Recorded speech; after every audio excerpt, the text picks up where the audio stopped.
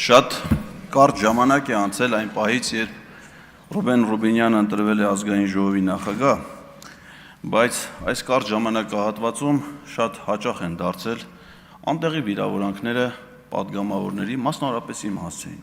Ես երեք անկեղծ ասած չէի լսել այդ պահին, հետո տեսանյութով նայեցի, որ Ռուբինյանը ինձ ստախոսության մեջ է մեղադրում այն կապակցությամբ, որ ես ասում եմ, որ Արցախը կորցնելուց հետո շատ մարդիկ, այդ թվում ինքը, տներ են առել։ Բայց ես նայեցի նորից իր եկամուտների ասել եք այդ օրերին։ Ես ասել եմ, որ դա եղել է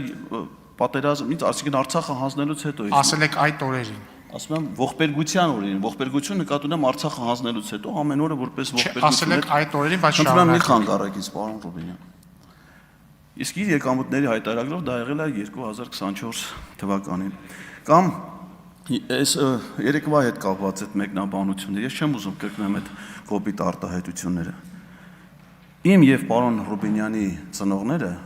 միաժամանակ եղել են Հայաստանի Հանրապետության առաջին գումարման գերագույն խորհրդի պատգամավորներ։ Նրանք ոչ միայն մեր կենսաբանական հայրերն են, այլև Հայաստանի անկախության հայրերն են, որովհետև նրանք են ընդունել 90 թվականի օգոստոսի 23-ին մեր պետության հիմնադիր փաստաթուղթը Հայաստանի անկախության հռչակագիր։ Իդեպ ասեմ, որ Կարապետ Ռուբինյանը եւ Ֆերդինանդ Ղազյանը եղել են տարբեր քաղաքական հայացքների գործիչներ, միմյանց ընդդիմադիր։ Պարոն Կարապետ Ռուբինյանը եղել է հայոց համազգային շարժման ակտիվիստ, Ղարաբաղյան շարժման հակունքներում կանգնած մարդկանցից մեկը, հայրս այլ հայացքներ է կիսել։ Բայց երբ ես հիշում եմ իմ հայրը երիտասարդ հասակում է մահացել, բայց երբ որ ես ուսանող էի, երբ նա պատգամավոր էր դեռ, երբ տանը հաճախ խոսում էինք, նա առանձնահատուկ հարգանքով էր խոսում պարոն Ռուբինյանի հասցեին եւ ասում էր, որ չնայած որ նա ՀՀՇ-ից է, բայց դրական էր խոսում եւ ինչով էր բնութագրում որպես դրական հատկանիշներ, հավասարակշռությունը, զսպվածությունը, կոռեկտությունը եւ եթե ես հասկացել եմ, որ դա միայն իմ հոր կարծիքը չի եղել, ես այլ կարծիք պարոն Կարապետ Ռուբինյանի հասցեին դեռևս չեմ լսել եւ շատ եմ ցավում, որ նրա զավակը բացի գաղափարական առումով որոշակի խնդիրներ ունենալով Ղարաբաղյան շարժման եւ այլնի հետ կապված, նաեւ մարդկային բարձր արժանինքները, որը կրում է իր հայրը, ցավոք սրտի ցույց չի տալիս իր հասակակիցների հետ հարաբերություններում։ Գալով ծնողների եւ որդիների թեմային, ես նաեւ շատ խորը ցավ եմ ապրում Աշոտ Եղոյանի համար։ Երջանկահիշատակ Աշոտ Եղոյանը Արման Եղոյանի հայրն է։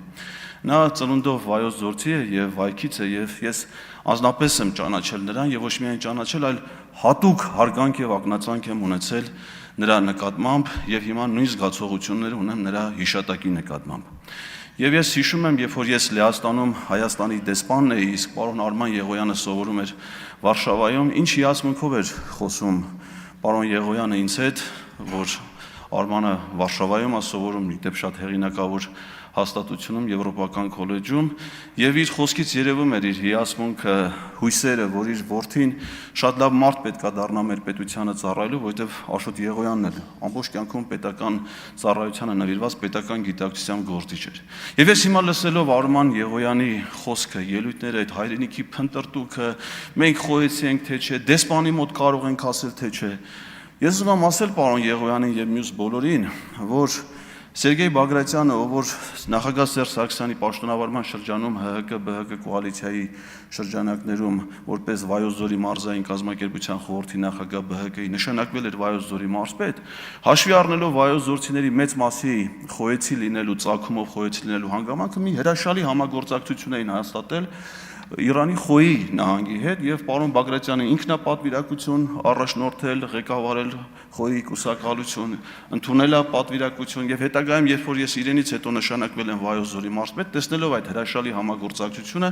շարունակել ենք այդ ավանդույթները, ես ինքս նույնպես եղել եմ Խոյում պատվիրակությամբ, ընդունել ենք Իրանից հյուրեր, իդեպ ոչ միայն դեսպանի ներկայությամբ կարողացել ենք ասել, որ Խոյը մեր հայրենիքն է, այլ Իրանի դեսպանը Հայաստանում հատուկ եկել է կոնկրետ իմ այցելության պատվին ներկա էր գտնվել եւ նրանք ոչ միայն թույլատրում էին, որ մենք խոսենք Խոյի հայկական մշակութային ժառանգության հետ, այլ հակառակ ասում էին, ասեք որ գյուղից են եղել ազատեկցիները, ձեզ տանենք հենց այդ գյուղը, հող տարեք ձեզ հետ, տանում էին մեր եկեղեցիներն էին ցուցադրում։ Այսինքն հայրենիքի զգացողությունը Խոյի նկատմամբ դա ոչ թե Իրանի հետ թշնամության, այլ փաստորեն բարեկամության հիմքներ ծառայ եւ պարտադիր չի, որ ես խոյեցի լինեի, որ ասեմ ես Լեհաստանում Հայաստանի դեսպանն եմ, ես հիշում եմ, թե Մեկ տարվա ընթացքում մենք 17 թվականին Լեհաստանի հայ համայնքի պատմության 650-ամյակի առիթով 118 միջոցառում կազմակերպել դեսպանի մասնակցությամբ, տարին ունի 52 շաբաթ։ Բոլորը Լեհաստանի կենտրոնական եւ տեղական իշխանությունների հովանավորությամբ։ Երբ որ Լեհաստանում խոսում ենք հայկական հետքի մասին, իրենք թույլ են տալի, որ մենք ասենք, որ Լեհաստանը հայերի երկրորդ հայրենիքն է, որովհետեւ այդպես է որպես կարգախոս սահմանել Լեհաստանի հայ կաթոլիկ եկեղեցու առաջնորդ Լեհաստանի սենատի անդամ Յուզեֆ Թեոդորովիչը։ Եվ որ դուք լսեիք Լեհաստանի նախագահ Անջեյ Դուդայի խոսքերը, ուղղակի ցնծություն էին բերում յուրաքանչյուր հայի, ոչ լեհայ լինող խոյեցի ծագումով Էդգար Ղազարյանի համար, երբ որ նա ասում էր Լեհաստանի հաջողությունները սկսվեց այն պահից, երբ որ մեր այրուները խառնվեցին իրար։ Այլ տարածքների, որտեղ հայեր են ապրել, որտեղ մենք մշակութային ժառանգություն ենք ունեցել, դա հավակնություն չի։ ՅՈՒՆԵՍԿՕ-ի համաշխարհային մշակութային ժառանգության հուշարձան հանդիսացող Զամոշ քաղաքի մինչև հիմա Օրմյանսկա կոչվող փողոցի մասին խոսելը, որտեղ իմ պաշտոնավարման շրջանում հայկական խաչքար է տեղադրվել, դա հայ լեհական բարեկամության խորհրդանիշ հանդիսացող խաչքար է, ոչ թե, չգիտեմ, այդ Զամոշի նկատմամբ հայկական հավակնությունների, որ մենք ընդ քաղաքապետ ունենանք կամ չգիտեմ իշխանություն ունենանք։ Պետք չի աղավաղել մեր մտածողությունը։ Վահագն Ալեքսանյանը երեք երկու անգամ, եթե չեմ սխալվում, ինձ արդարացի դիտողություն արած, երբ որ ես իր անվան մեջ 1 տարի շփոթում ունեցա, զեղչում ունեցա, 1 տարի։ Բայց այստեղ քանիցս, նաև այսօր, վեհափառ հայրապետի վիրավորանք է հնչում նրա անվանման հետ կապված։ Հարգելիներ, ցանկացած հոգևորականի ավազանի անունով դիմելը, դա 1 տարի տառասխալ չէ նրա անվանման։ Դա անարգանք է հոգևորականին։ Անարգանք է ոչ թե հոգևորականին, այլ ամբողջ հոգևոր համայնքին։ Իմ երեխաների, վստահ եմ նաև ձեզանից շատերի երեխաների ճակատին դաջված է այն միրոնը, որը օրհնել է վեհափառ հայրապետը։ Հասկանում եք դուք ինչ եք անում ինձ հետ, որպես հայ քրիստոնյայի,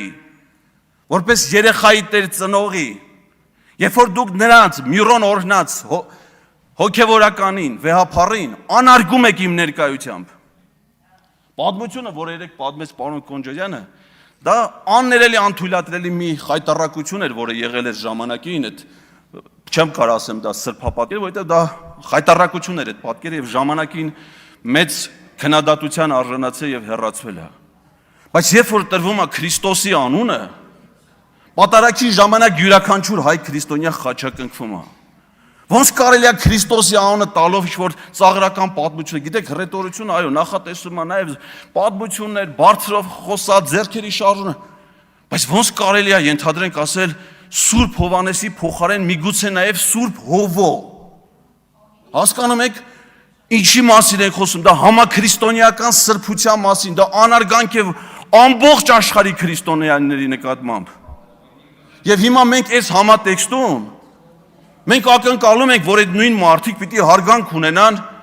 քաղաքացիների նկատմամբ, ազգային բարերարների նկատմամբ, Սամվել Կարապետյանի նկատմամբ։ Գիտեք, ես Էդուարդո Էրլիկյանին իմ կյանքում դեռ երբեք չեմ տեսել։